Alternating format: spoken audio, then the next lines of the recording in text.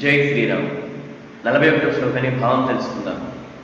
ఓం ఉద్భవోక్షోభణో దేవ శ్రీగర్భ పరమేశ్వర కరణం కారణం కర్త వికర్త గహనో గుహః. అంటే శ్రీ మహావిష్ణువు ఈ లోకాన్ని సృష్టించినవాడు, అలానే ప్రకృతిని పాలించేవాడు అని అర్థం. శ్రీగర్భ అంటే లక్ష్మీదేవిని తనలో ఐక్యం చేసుకున్నవాడు, తనకంటూ ఒక స్థానాన్ని తన దేహంలో ఇచ్చినవాడు.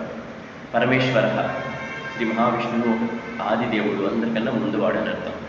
అలానే కరణం అంటే భూమిని సాధన చేసేవాడు, కారణం ఈ సృష్టికి ఒక కారణం, కర్త ఈ సృష్టిని నడిపించేవాడు, వికర్త దీన్ని కంట్రోల్ చేసేవాడు అని అర్థం.